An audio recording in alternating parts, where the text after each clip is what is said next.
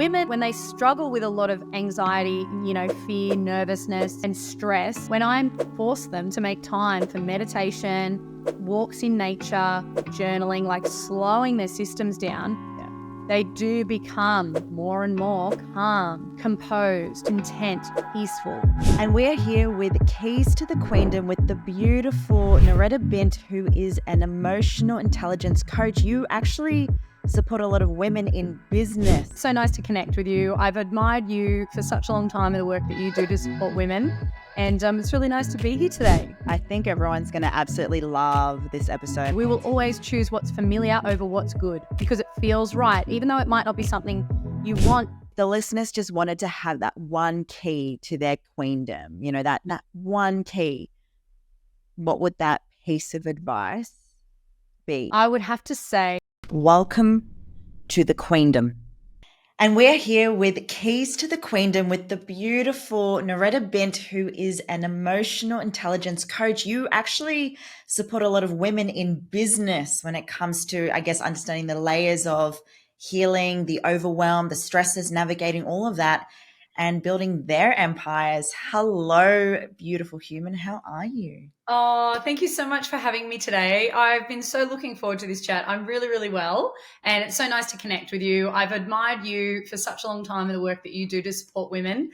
And it's really nice to be here today. I think everyone's going to absolutely love this episode. And more importantly, there has been so much conversation, even in my proximity, around stress, overwhelm, being so busy and not knowing how to navigate all of the things that's going on in people's lives. Yeah. But I thought it'd be nice just to begin with, your story, your journey, and finding out all the hacks and tools you can support our listeners with all of the things you're going to teach us today. Yeah. So so previous to the work that I'm doing now, online coaching with women in business, and I work with couples in relationships and people with their mental health.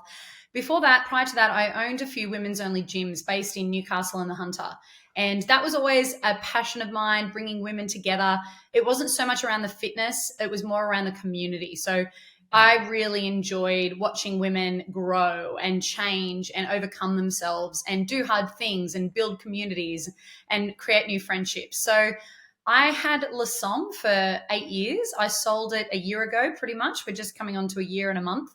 And I think that during the pandemic, so at the beginning of the pandemic in 2020, I sort of went through a huge, what I look back now and call a divine storm. So I went through a relationship breakdown. COVID hit, Australia, and every single business was shut down overnight. I was living by myself in the middle of a lockdown, and my accountant said to me, I think you're going to go bankrupt.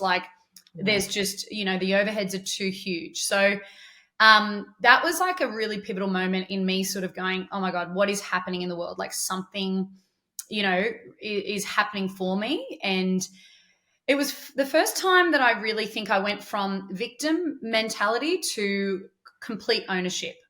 Yeah.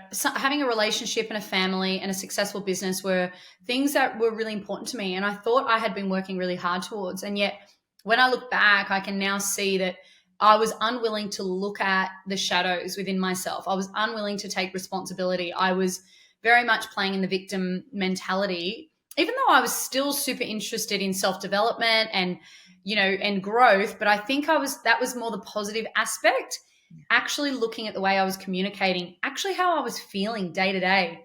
I remember going to Tony Robbins and hearing him speak, and he talked about the emotional home, and that hit me in such a huge way. I always thought, now looking back, I don't think I really realized that I was deeply depressed, sad, lonely, insecure, confused. And I was outwardly projecting this, I've got all my shit together, I'm happy, I'm really okay with where I'm at in life. But deep down, I was addicted to these heavy emotions. And I thought that once I got married or once I had the kids, I would feel better. And then that was sort of pulled away, and I just had to be with myself and really work through all of that. So that was the beginning of me sort of really starting to look within and say, why, if this is something I really want and it keeps not working out, the common denominator here is me. So what's going on there? And so I went through a huge journey with the on off of the business, like running a business in the middle of COVID was crazy. Every single uh, restriction had a huge impact on us. Yeah. And I had never really been an anxious kind of person, but I did become quite anxious and just fearful of like everything was out of my control. And after a few years, I started to get pretty tired of it. So I decided to make the decision to sell the business, Yeah. who I did. And I did sell the business. And I'm really happy with how I'm so grateful that I was able to sell a business, that it didn't just disintegrate, after so many lockdowns. Like in the course of 24 months, 2 years, we were closed for 8 months of that time. Yeah. And we still had to pay every single cent of our outgoings, our rent, our overheads. So to look back on that, I'm really proud of being able to walk away and hand that over. But I really enjoy the work that I do now. I get to work with people in a one-on-one setting, and I sort of get to dive a little bit deeper within them rather than the surface level stuff, which I really enjoy. Okay. This is where and I just want to say congratulations as well, going, because we were just saying before, I looked on my phone, the last little Insta story I did was when I came to you and be on your podcast Yes. 2019, and I saw your gym and you had an amazing community there, and I could tell you were so driven and passionate, in that world. And obviously when circumstances happen like everyone went through with COVID, you took that as a blessing and you changed the trajectory of your life. And here you are now. And you said surface level shit, and we want to go beneath. And I'm like, Yes. I really want to dive into that, because I feel like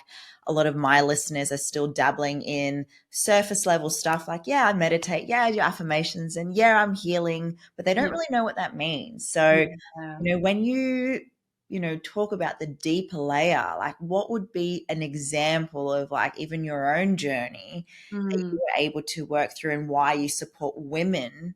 Do you work with men as well? Yes, I do. Yes, I do. Men and women when it comes to the emotional shit. Yeah. So I think, first of all, I just really want to acknowledge like how hard this work is. Like we are born onto this planet, and it's a bit of a lucky dip as to what sort of family you're born into, and how your needs are met, in terms of your physical, your health, educational, your emotional needs. I just want to really recognize that we are sort of all flying through blind here. Like we're all doing our best, and it's so normal and natural if we feel lost and confused and a little bit like, how do I figure this out? I think that is just so normal, and we all feel that at some point, especially in business. I think I held a lot of shame for such a long time that I was sort of winging it in business. And then I remember being in a networking community, and a lot of business owners that I looked up to were sharing that they're sort of really confused and lost. And I remember just feeling this sense of like relief, like I'm not the only one. So I think the more that everyone wants vulnerability, but we all want someone else to go first. And I think I've built such a strong foundation within myself. I feel so confident to go first, because I realize that however people respond to that is actually a mirror of how the relationship they have to their own emotional world. So, I think the first step for me was I had really grown up, like I grew up in a family where both of my parents were hearing impaired.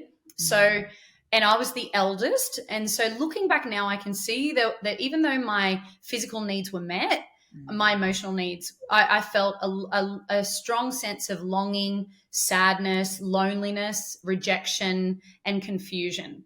I was growing up and really trying to figure out the world. And I also felt a lot of shame. So that's sort of where I had to begin. Now looking back, I look at my life as in two sort of chapters. There's like the shame-filled me who could not look at herself and could not accept responsibility. And then I look at the person I am now, who is constantly looking within and asking myself, where's the lesson here? Where can I learn? Where can I expand? Where can I grow? So I think working through the shame for me was one of the biggest things I had to start with. Brene Brown, the minute you said that, and Yes. I knew you were going to agree with me. Brene straight away. When I watched her, I've got all her books, but I remember watching her famous TED talk on shame, and how she spoke about vulnerability being brave was probably one of my biggest stepping stone. And very similar to you, I was stuck in a studio apartment on my own during COVID through a breakup, and dabbling into this world of understanding, you know, being proud of being proud of showcasing vulnerability, that I wasn't doing okay, that I was going through healing. And so my question for you, when it came to understanding and being open to shame, how did you use that as a power to support other women? That's a really great question. So, you know, I remember going to see a psychologist. I had 5 years ago now, I had really taken steps to try and take my life. Like, I was deeply, deeply suicidal, and I really just wanted my pain to end. I was really wanting to just not be here anymore. And I had seen a number of psychologists leading up to that point, wasn't really getting anywhere. I reached out for help, and I was recommended this psychologist at Katara, who changed my life. And she put me onto Brene Brown. And I remember watching that video. I watched it 3 times in a row, just crying. And I think that was the first time I could start to develop a relationship with my shame, and I could start to feel it and process it through the body and let it complete. So there was a lot of shame that I felt in childhood that I had not processed and had not expressed out of the body. So every time I came into contact with somebody and they pressed on that shame a little bit, it made so much sense that I would put a wall up and I would project to try and keep myself safe.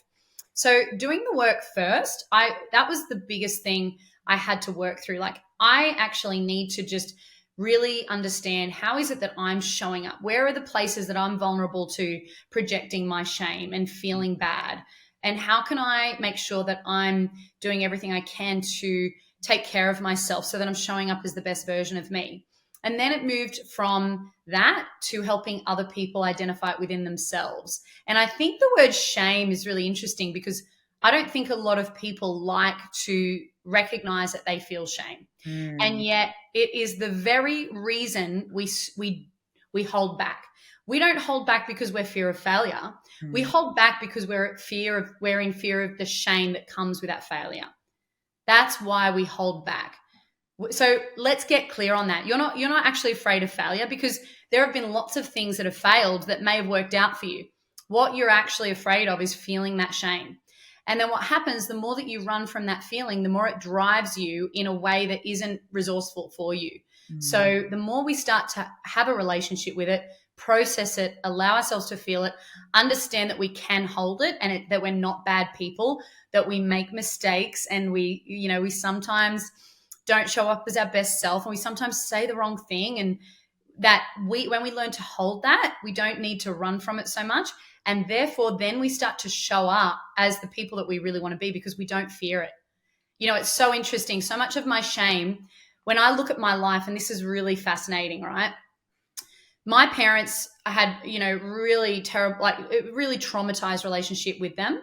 But yet there was no word of putting any projection onto me as to who I would be in the world when I grew up. It was just a non-issue. It was a non-discussion. So in my career, it's so interesting. I've been able to show up powerfully and to not hold back, because I've had no fear of shame in that space. But my wound has been that unlovable wound. So for me, where it presses on most is in my relationships. So when you look at my life from the outside, my career has always felt so effortless, so easy, and so, productive. I've achieved a lot, but yet in my relationships, I do struggle, because that shame is still, playing at the wheel. So, and a lot of women are the opposite. A lot of women have the relationship, they're happy and secure, but going out and launching a business or growing their business, signing that new lease or getting a coach or whatever it is, that shame holds them back, that fear. Queen, how often have you said, I spent my whole life studying, I've been to school my whole life, and I've actually learned nothing that teaches me the tools and strategies to build a successful business in the outside world. You've probably spent thousands of dollars on courses, or you've heard fake news from business gurus. Well, I'm here to give this incredible news to everyone here right now, that this is Queen Stream University. Get out of debt and actually start making money in the online space knowing and having the foundations to build a successful business. Now, I'm talking because I have gone through the trenches. I have been a fitness coach, built my online business as a pro athlete, and now I am a business coach. You'll go from having absolutely no idea what your business is through, in the 8 weeks, learn the foundations of knowing what your purpose is, your vision and mission, and also understanding your business values with the execution to know what that business is. You'll also learn branding, social media, content strategy, marketing, and more importantly, how to sell. With Queenstream University, it'll cut out the bullshit and remove all the fluff and get you working specifically on your business so you can execute this in 8 weeks to get ready to launch. I wanted you to have something where you get to access something straight away, where you get to fast track your growth, as well as remove any doubt, any overwhelming sensation or stress, or the question that everyone seems to ask, where do I begin? With Queenstream University, you'll be able to build wealth, freedom, and at the end of the day, be an entrepreneur and be able to say, I have finally built my own thing, my own business. And I've stopped making money for someone else, and I'm now making money for my own empire. Queenstream University.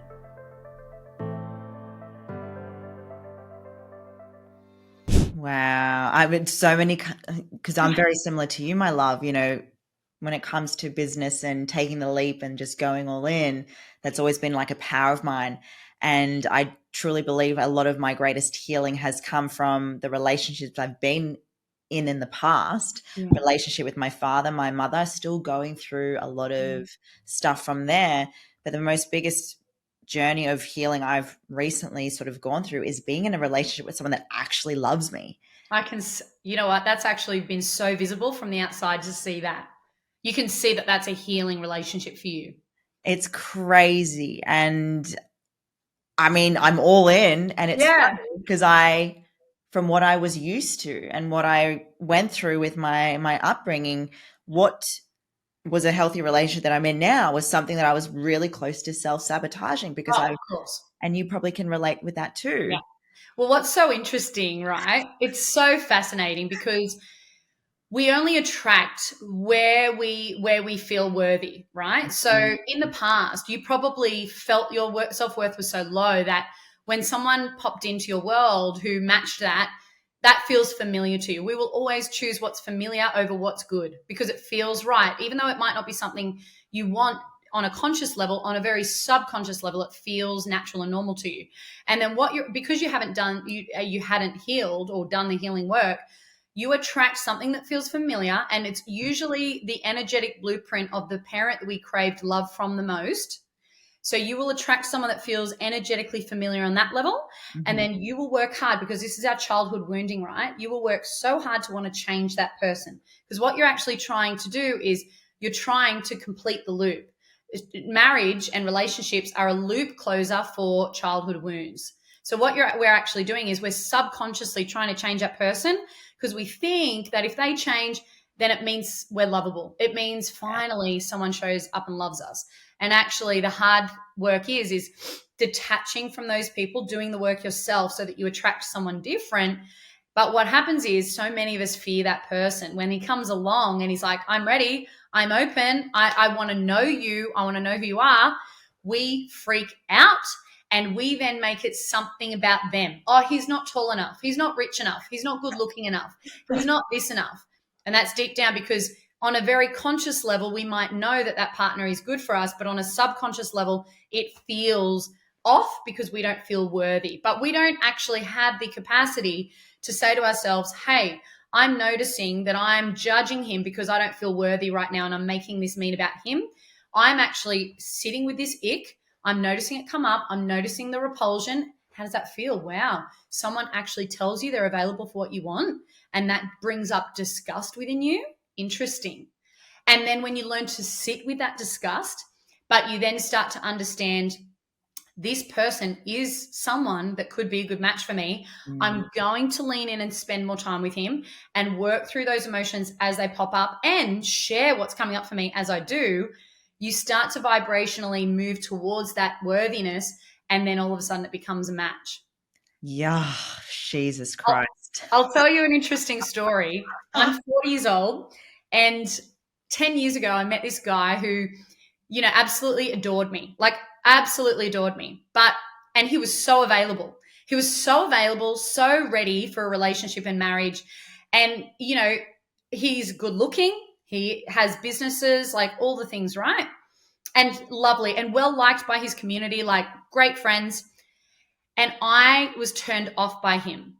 And he recently got married like 2 years ago, and I went to the wedding. We've been friends ever since. And he's married a stunning woman. Yep. And it was weird because I looked at him in such a different way. I realized, I was like, wow, right now I look at you as such a man that I can now see would make such a good husband, such a great father, such a great provider. And I was really unpacking. And there was a bit of shame there for me. I was like, why did I reject that guy? Like, there was a sense of loss and, missing out. But then I realized, I was like, I back then was not in a place where I was worthy of a love like that. And now I see him in such a different light because I've done so much work, so I can see him differently. Isn't that beautiful though? And just going back to what you were saying before, like everything is a mirror, Yeah. how we project and how we see other people is only what we're feeling inside if we're willing to look within and do the work. And it just resonates so much with me. There's so many things coming up in my mind right now. Going back to what you said, obviously you wanted to take your life a couple of times. You went and saw therapists. Was that pinnacle moment for you to then sort of dabble into the emotional intelligence stuff? Or because therapy, I mean, again, everyone's got very different views around therapy. Yeah. I don't know if that's something that you have experienced. Obviously, this therapist changed your life when you went through, your trauma and your healing. But what do you do that's different to therapy work, or is it the same? Because I think there's a lot of confusion. What is what is emotional intelligence work? What is it, Yeah. Yeah, that's a great question. And I'm an open book about my experience with suicide ideation, because I have really come to see that the more that we share this, the more I do this work. I've been doing this work for 18 months now, and I just see how prevalent this is everywhere. And so I actually, from the age of 20, I on and off would see psychiatrists, psychologists, counselors, life coaches, anyone to find an answer. Like, I literally was so lost. And I will say that visit to the psych was actually my first and last visit to a clinical psychologist, because from that point, she put me onto Brené Brown. And I was just ready to sort of dive in and unpack this myself. But prior to that, I had the kind of way I approached my healing was once a month, I would turn up to my appointment, I would talk, I would leave, and nothing would happen in between. And now you and I both have worked in the fitness industry before. If I said to you, come and have a training session with me, I'll do a PT for you. Let's try and get you fit and strong. But then you walked away and you did nothing for the next month, and then you came back again, like, that's ridiculous. So I think there are two parts to this work, in my opinion. There's insight and awareness. So it's understanding on a mind level, like why we've developed the patterns we've created, why we've adapted like we have. And this is the most important thing we have to understand. There is nothing broken with you. Yes. The pattern,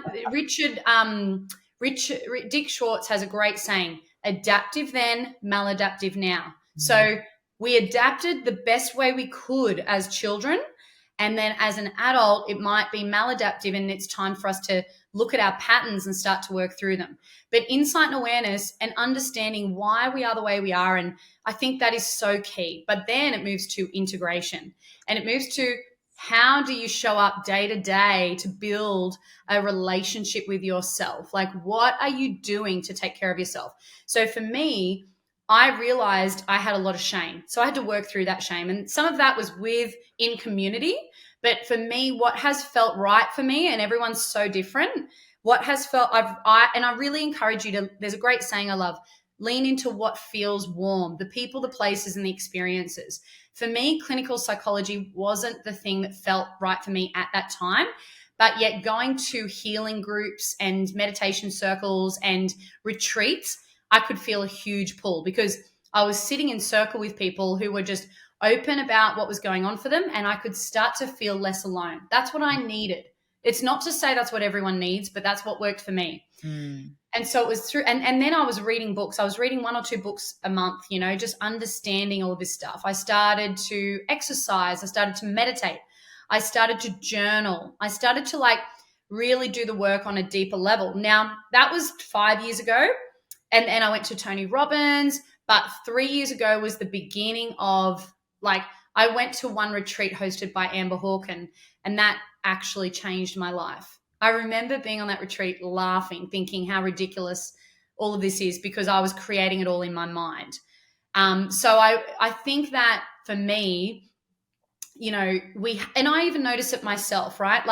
If I'm doing my daily practices to look after myself and I feel so good and I show up as my best self, and then when I let go of that, I revert back. It's just a pattern. And then I've worked out what works for me. I must meditate every day for 10 minutes in the morning, 10 minutes at night. I journal every day. I pray to a higher power. There's too much that's happened in my life for me not to believe that there's some sort of higher power, whether it's God, the universe, human design, whatever it is, something's going on. I can't deny that anymore. Yes. So I pray to that higher power. And every 3 or 4 months, I do make a point of going and sitting in circle with people and processing the emotions that have sort of been playing out for the last 3 months. It's sort of like a deep dive.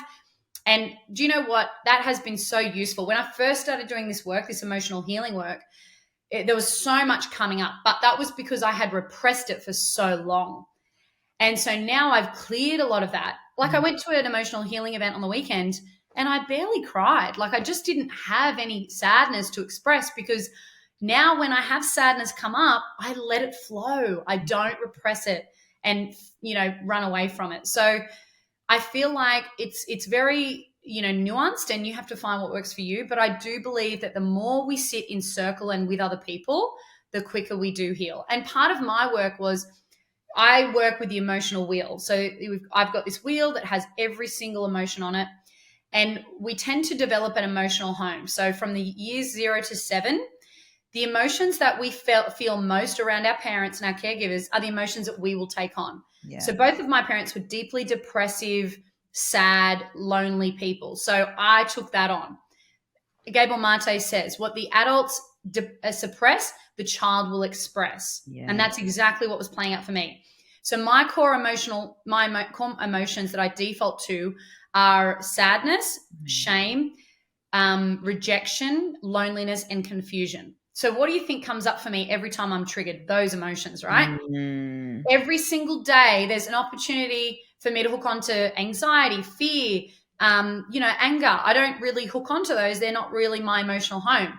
But any little rejection, any little confusion, especially in relationship, I will hook onto. And so for me, I have had to really intentionally create the opposite. So what's the opposite of confusion? Clarity. What's the opposite of shame? Acceptance. What's the opposite of sadness? Hope. What's the opposite of loneliness? Connection. And so a lot of the work that I do, I work with a lot of people who right now are really struggling with anxiety and depression. Yeah. And I'll just tell them straight away, let's let go of those 2 words. Anxiety is fear. Yeah. And when you go back and you look at their emotional home, they grew up in a chaotic, unstable, insecure environment. So it makes so much sense that you struggle with fear a lot. It makes so much sense that you feel so attuned to fear because as a child, you had to be. You had to be alert to fear to stay safe. Depression is a repression of sadness and loneliness and neglect. So what do we need to so my honest opinion is that we need to be taking a more holistic approach to these mental health problems. And we need to be recommending people, other options before we send them straight to the pharmaceuticals for decades on end that ruin their gut and their hormones. So that's just my personal view. I'm happy to be challenged on that. Nicole LaPera talks a lot about questioning the actual evidence and data around the benefits of antidepressants and how beneficial they are. And the whole argument around the chemical imbalance of the brain, I don't think they've actually got any evidence to back that up. So that's my personal view. I'm happy to be challenged on that. And I know that might trigger people. And do you know what? I'll ask you to, if this does trigger you, ask yourself why. Because if it triggers you, You might be someone that is, in my opinion, a victim mindset. It's so much easier to say, I've got anxiety, I've got depression, I just take the tablets. And it's hard, but that's just what I do. It's so much harder to work through your childhood trauma, to sit and meditate, to sit and face yourself, to journal, to let the emotions out, to have hard conversations with people. So if you're triggered by that, just get curious about that, because the only reason that we are ever triggered by something is because we fear it might be true. Otherwise, it wouldn't bother us. And I love you say that. And by the way, anything that does trigger you is an opportunity for you to look within. And it's something that I always have felt an opportunity when anything that triggers me that arises, I'm like, oh, there's something there for me to look in. Yeah.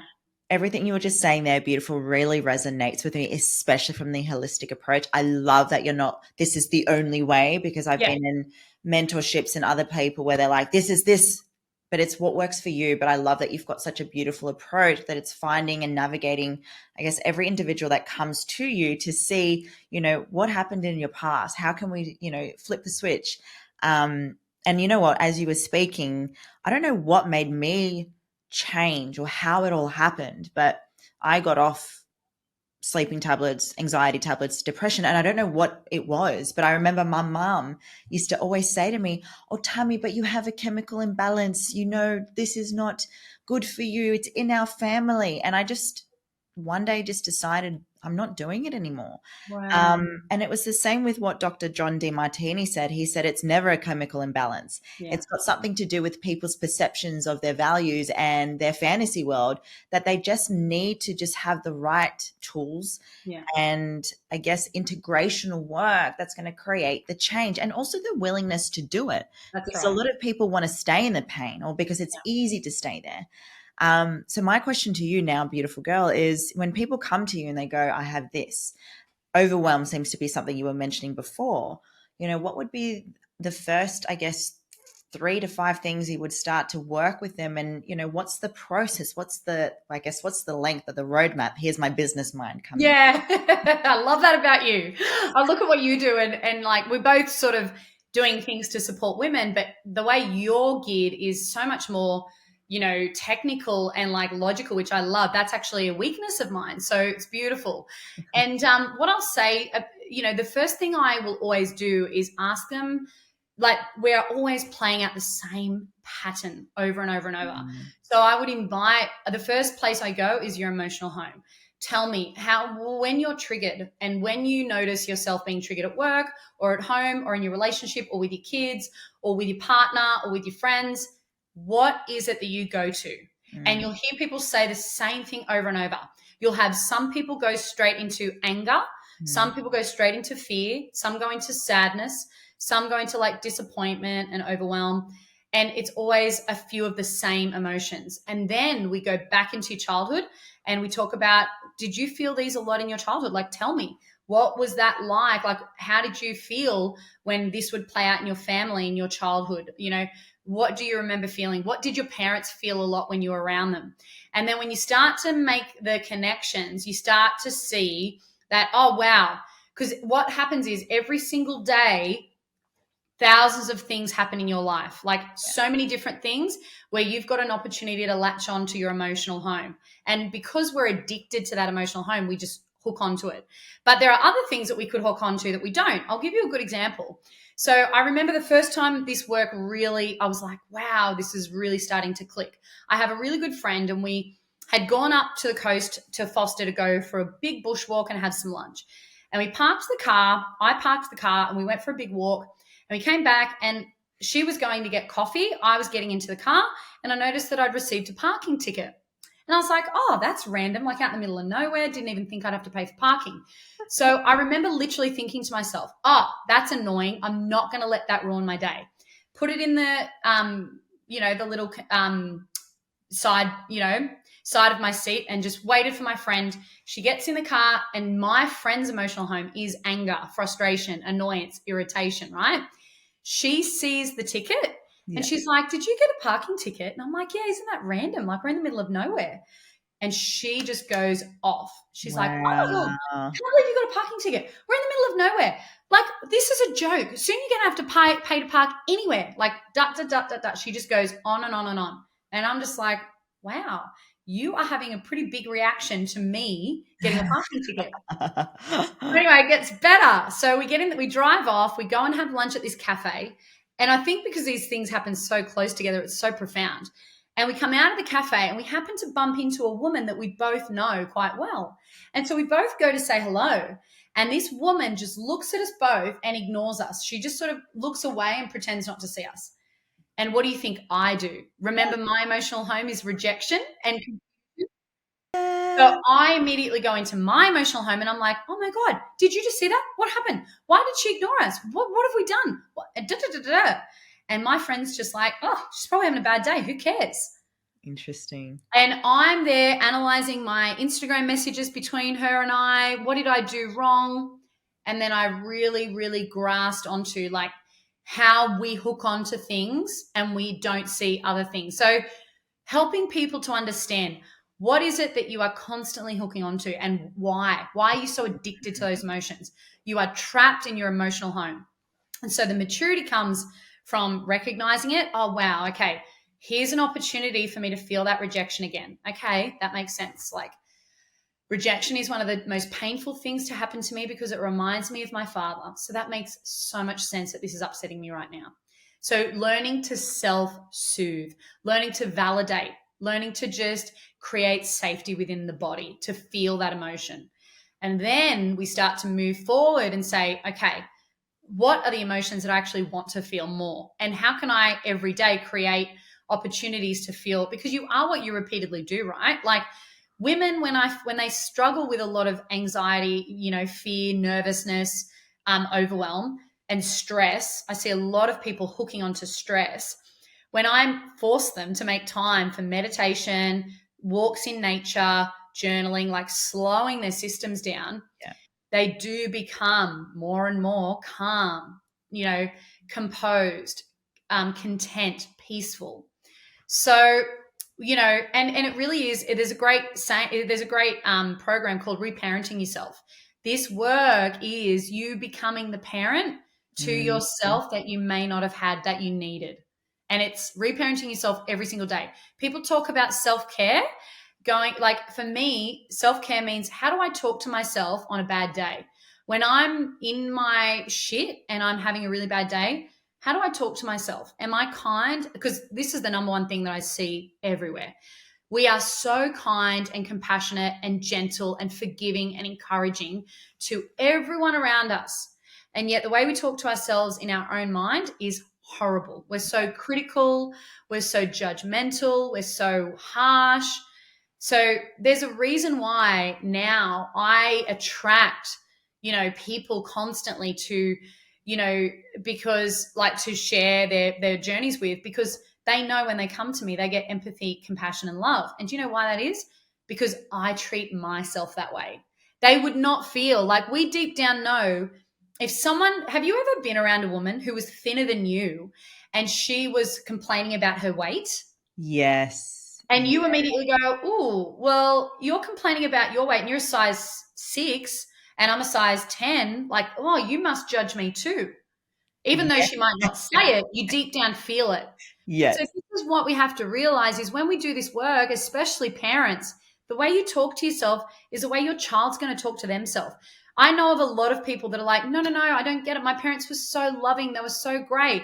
But the relationship their parents had to themselves was poor. And you pick up on that because it's that same, deep down, if someone's judging themselves, they deep down judge you. They're just not telling you. Yes. Whereas if someone has true compassion, empathy, kindness for themselves and is gentle on themselves, that they're probably going to be like that to you too.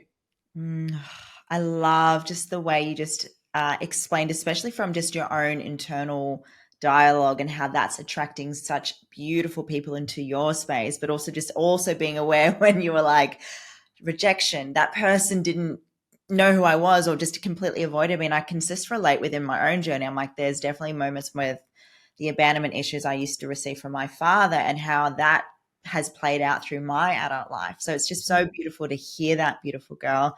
And for the listeners too, like it's just a matter of just seeing, what are the things we're doing each and every single day. Self-care gets to really create and dictate how we can also show up in the world and have a better way of living and hands down, you have taken such beautiful moments when it comes to journaling, meditating, and all those routines and habits that have shaped, honestly, have been a godsend for me. Like I have lived and breathed doing all those things every single day, which I'm sure you do as well. And I do. And it's all well and good to be able to have those proactive practices. But when we're met with those moments, so when we don't know emotional intelligence, when we don't know this work, we do one of four things to move through our pain. We either deflect through humor, we either dismiss, it's not a big deal. We either minimize. Well, it's not that big a deal because think about this that you've got going on, or we project. And so one of the big things project is like you going to your partner saying, you're on your phone, you're always on your phone, we never get to spend time together. When actually, if you can pause and sit with that feeling and be like, oh, wow, I'm really noticing I'm feeling a bit of fear and shame that my partner is on his phone. Okay, that's it. I'm going to breathe through and I'm going to be with that emotion. I'm just going to actually process it. Then I'm going to share with him like, hey, what am I needing right now? I'm actually craving connection. So then when you come to your partner and you say, hey, I'm noticing I really want to connect with you right now. I can see you're on your phone. Let me know when you're ready to hang out because I'd really love to have a cuddle and have a chat. So for me, my big wound has been projection. So when I was recently dating, because this is where my wound gets pressed on a lot, I remember having this moment of shame come up when plans we had made had fallen through. And yet I really knew that this guy adored me. Like I knew he adored me. And as we're on the phone talking, he'd broken a rib and he was like, you know what, I'm not going to come down. But I was thinking, why aren't you inviting me to come up? Like I was playing out all these stories. Yeah. When I actually when I could feel myself feeling that shame pop up and I wanted to project onto him, I asked for a pause. I said, do you know what? I'm just going to go have a shower and call you back. And I just took 15, 20 minutes to go and sit in the shower and cry. Like I just let the tears flow. I felt my hand on my heart and I was like, what's coming up? And I was like, there's shame, there's disappointment, there's sadness, there's loneliness, there's confusion. And I was like, soothing. This makes so much sense. When I think about how excited I was to spend that evening with him and the plans that I'd thought we'd have all weekend, it makes so much sense that I'm feeling all these feelings right now when that has not come to fruition. And so I allow myself that time to process, and then I have to invite him in to see that side of me, but without making him responsible. So then I had to craft this message to say to him, because I didn't feel comfortable saying it on the phone. So I just had to message him and say, hey, I'm noticing that I'm feeling a bit of sadness and disappointment about tonight. And what was beautiful was that was the invitation for him to call me. And we had this beautiful conversation where I could share with him what was going on for me. And then what was funny was because I was sort of like, this is what's playing out in my head, that you don't want to spend time with me and this and that. And he was like, wow. He's like, actually, can I tell you what's really going on? He said, I broke a rib at football. I'm actually mentally having a really bad day because now I'm telling myself all these stories and I'm dating this woman who's like a powerhouse in Newcastle. So I'm feeling mentally and physically really low. And so I didn't want to see you because I didn't want you to see me in that realm, like of being like, I didn't want you to judge me. So I thought I'll just have the night to myself and then see you tomorrow when I'm back up here. So he's over here, I'm over here, the relationship's here. And when we actually have the courage to share what's going on for ourselves, then we can see that there's a bridge that we want to meet at that is the relationship, and we start to have emotional intimacy. And then all of a sudden it just was like, but I could not have created that if I didn't take that time to feel what was coming up for me. That is so key. Stopping and feeling and releasing. Like if there's tears, release them. If there's anger, shake it out, scream. If there's a fear, whatever it is, you have to process it before you come back to that moment. Hey, beautiful kings and queens, are you right now in a space where you're ready to take action and build your business, yet you struggle where to begin? You're feeling stuck and overwhelmed with all the things you need to do when it comes to building a business. Build the business of your dreams in the online space and be in the arena of all the incredible, great humans out there that are building 7 to 8 figure businesses. Now, the foundations that I truly believe in that you are going to learn through this membership is sales, marketing, content creation, social media, money mindset, and of course, branding. Now, all of this will be accessible for you to be learning what is currently hot right now in the market and how you can create your own business and build a successful business in the online space. All you have to do right now is DM Empire in my Instagram or email myself and my team, and we will get the ball rolling so you can have your empire and start making moves in the online space.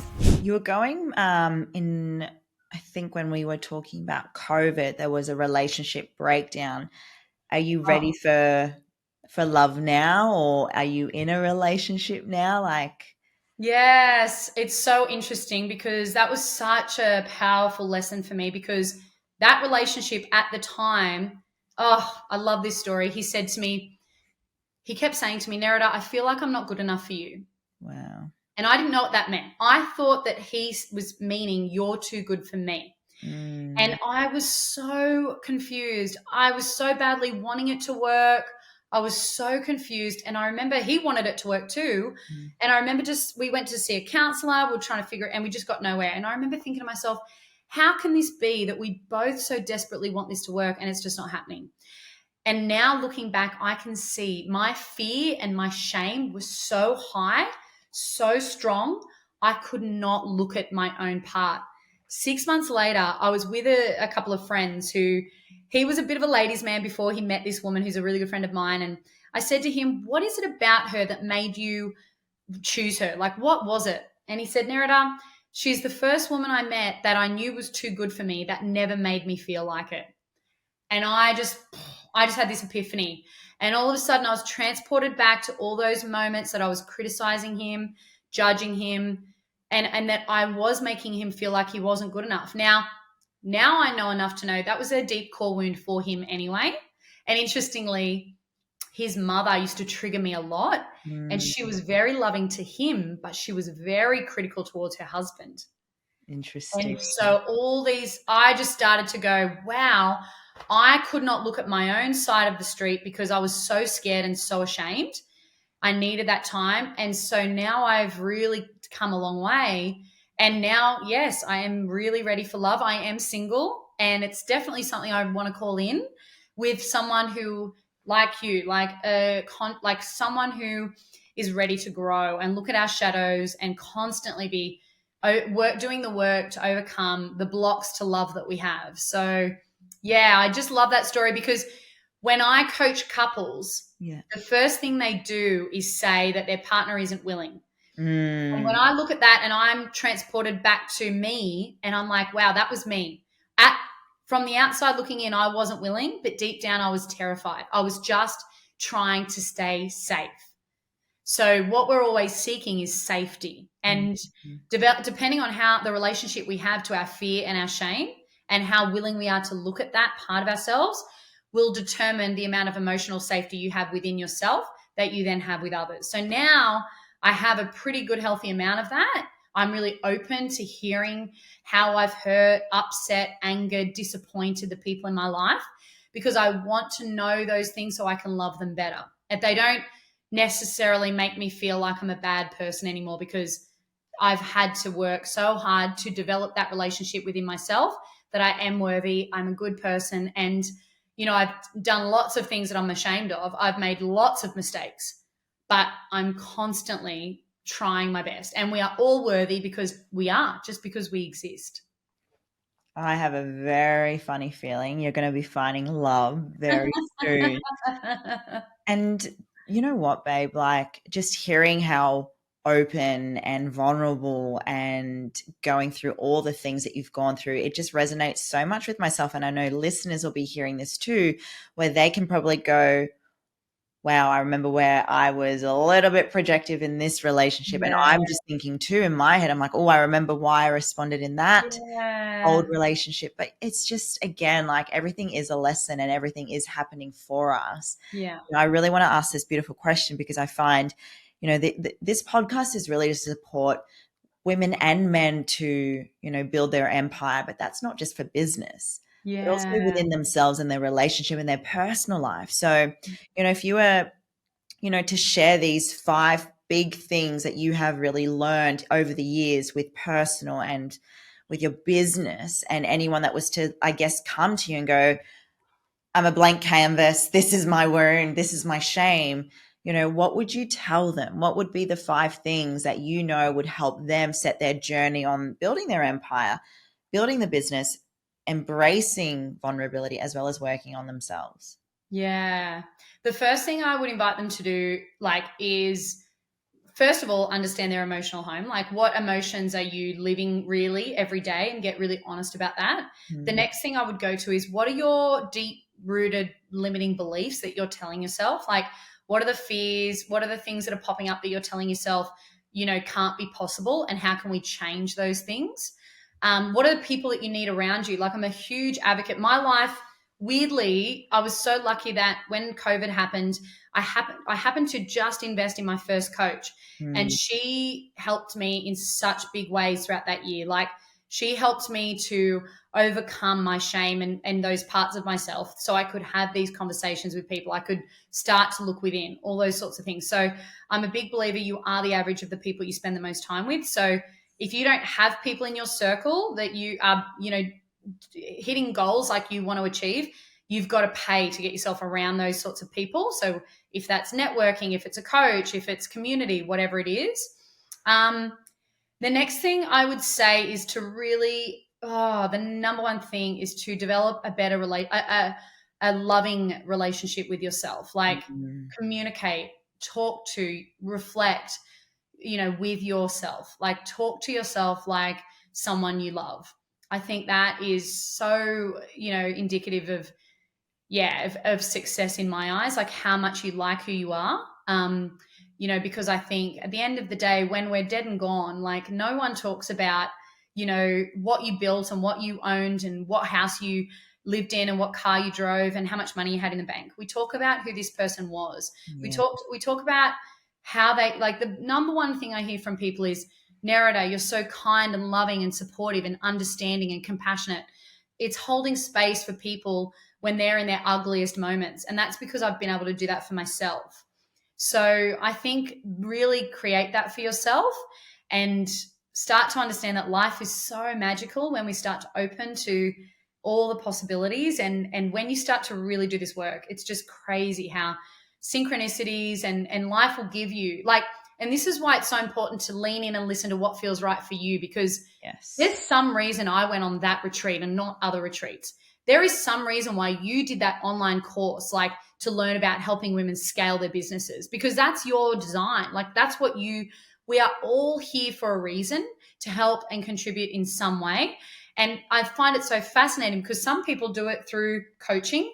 Some people do it through building people's dream homes. Yeah. Some people do it through delivering their children. Some people do it through, like teaching yoga and holding a space for people that they don't have at home. Like, some people are school teachers and, helping children to come and not feel so afraid. Yeah. So we're all helping the world in our own little way. And there's a unique reason why some things jump out at you and some don't jump out at me. I find it so interesting when I love podcasts and books. And in my book club, right, like, we will talk about a book.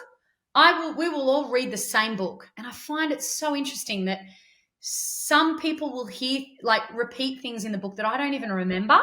And I'm like, well, this stood out for me.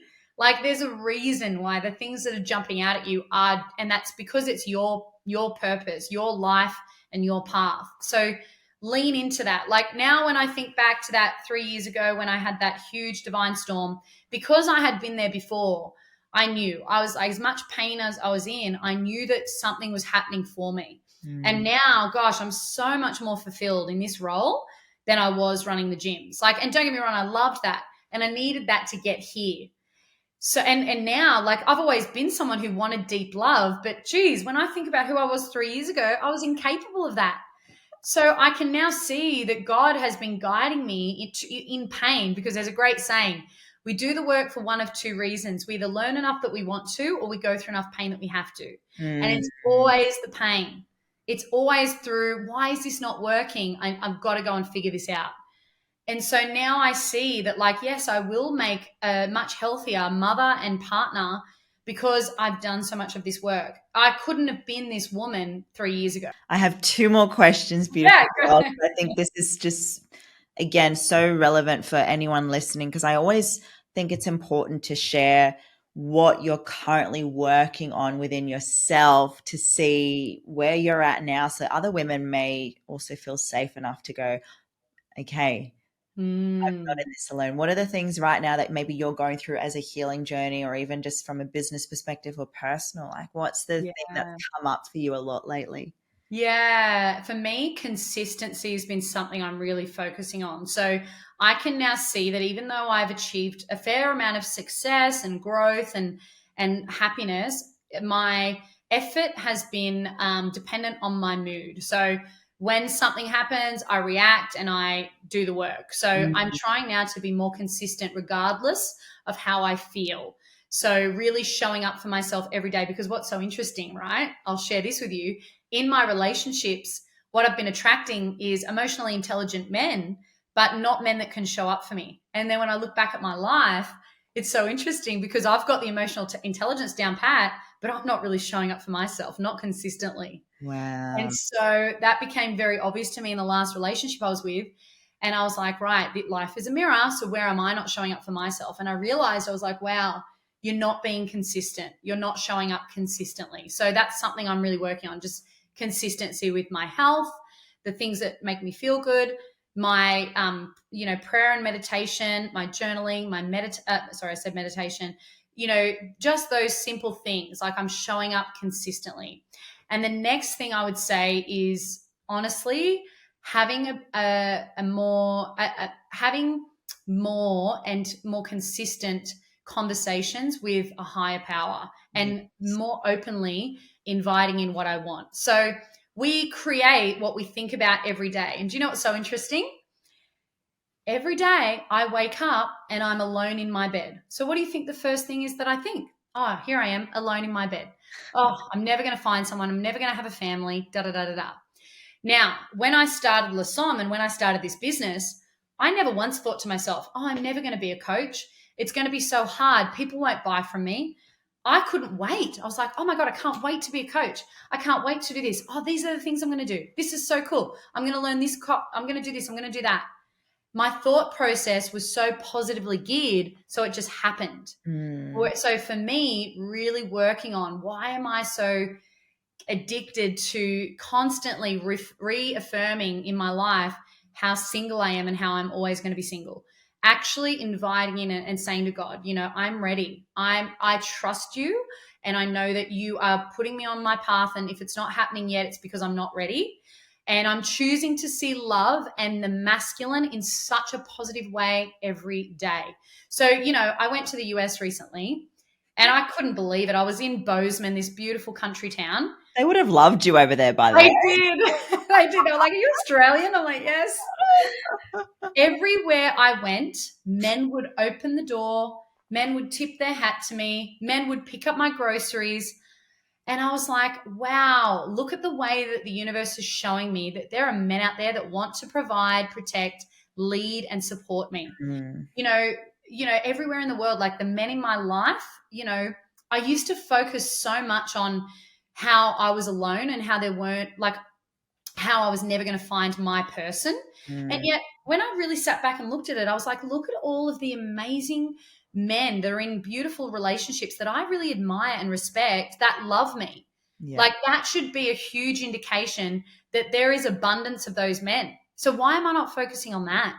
I refuse to engage in this dialogue around toxic masculinity and, men being controlling and stuff like that. Because deep down, I think we're all wounded and we're all doing our best. I work with a lot of men right now who are doing so much work to heal their wounds. And I just have so much respect for that. Yeah.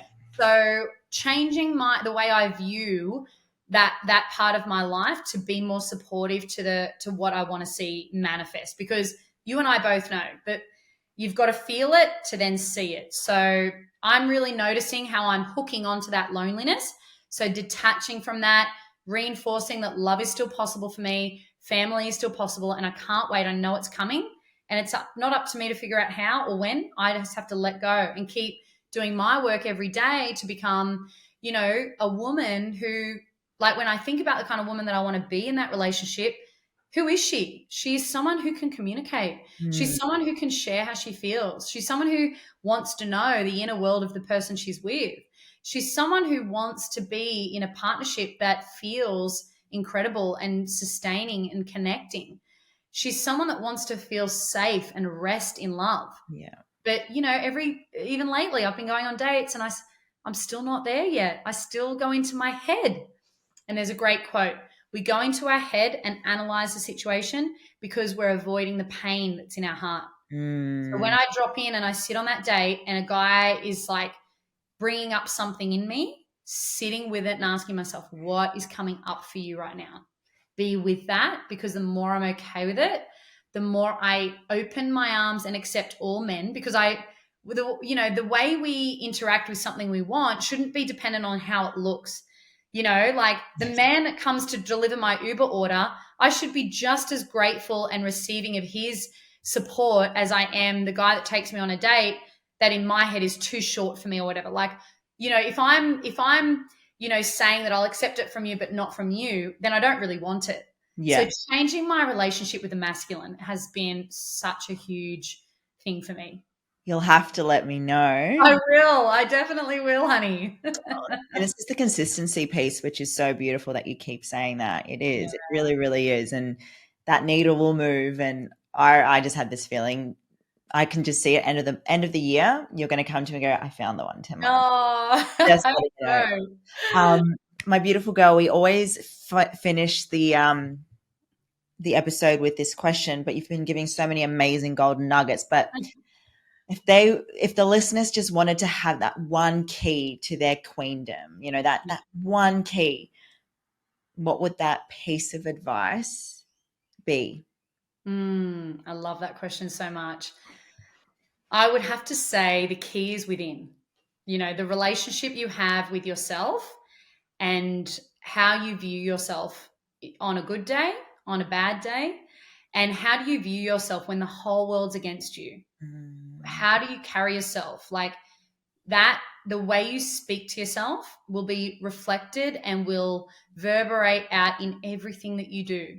Every person you see, every, word you write, every word you speak, every interaction that you have, that when that changes and starts to move up to a high level, then every dream you have will manifest. Trust that. But it starts with developing that relationship with yourself and really, really learning. And I know everyone says it, love yourself, but I mean, really cultivate every day that beautiful relationship with self.